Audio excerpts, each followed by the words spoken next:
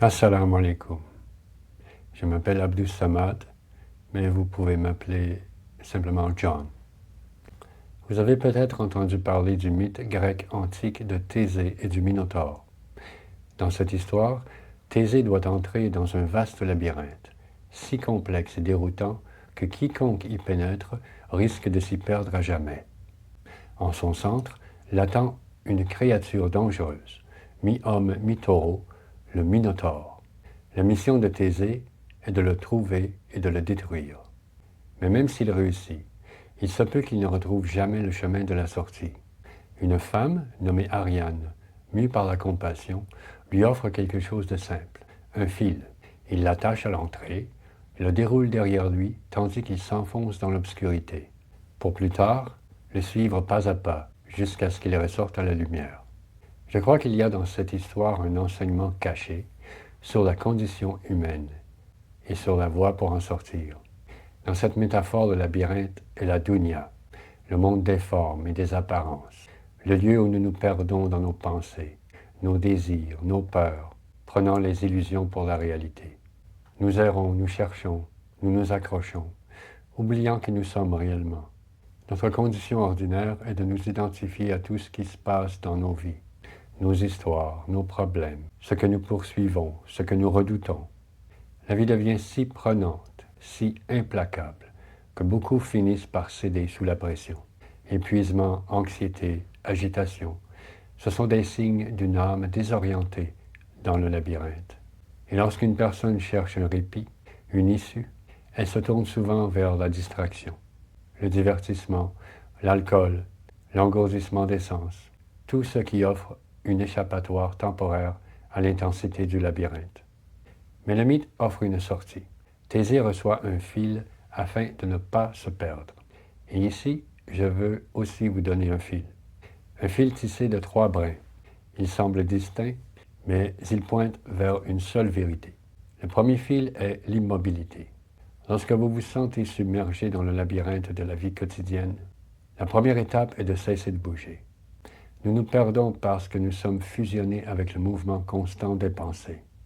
L'attention humaine suit naturellement le mouvement, comme le regard d'un nourrisson, attiré par tout ce qui bouge ou scintille. Alors nous nous tournons consciemment vers l'immobilité, en nous ancrant dans le corps, en suspendant le mouvement physique, en remarquant la stabilité silencieuse sous tout mouvement. Au moment où vous cessez de courir après le mouvement, une porte s'ouvre. Le deuxième fil est le silence. Il concerne la parole, celle de la langue, mais aussi celle incessante de l'esprit. L'opposé de parler est d'écouter.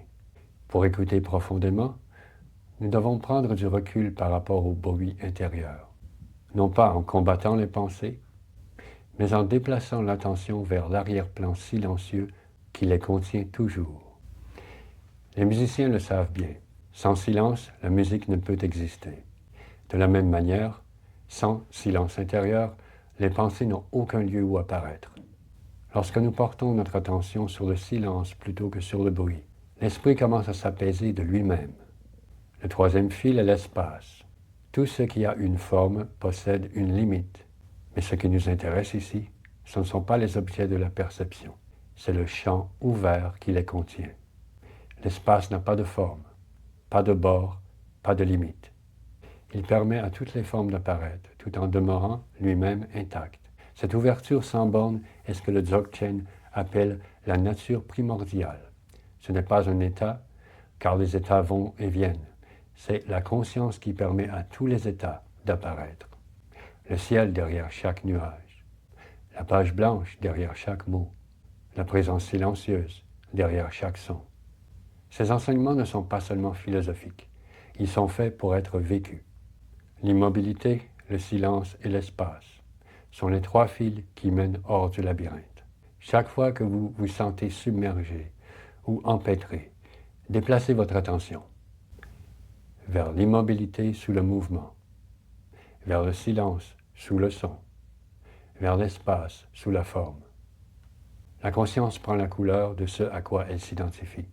Lorsque nous nous tournons vers ce qui n'a ni forme, ni couleur, ni mouvement, la conscience se souvient de sa clarté originelle.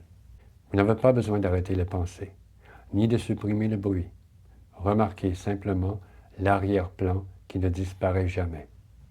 Dans cette reconnaissance, vous revenez à votre véritable nature, une présence vaste, consciente et silencieuse. Les bouddhistes l'appellent l'esprit originel. Dans notre tradition, nous pouvons l'appeler l'esprit, le ruh, le souffle d'Allah en nous. C'est votre identité la plus profonde, et c'est là que la présence divine est rencontrée, dans l'immobilité, dans le silence, dans l'ouverture spacieuse. Lorsque vous pratiquez cela, durant la journée, quelque chose de beau se déploie. Vous sortez de l'identification, ne serait-ce qu'un instant, et vous revenez régénéré. Puis vous réentrez dans le labyrinthe avec un cœur plus clair.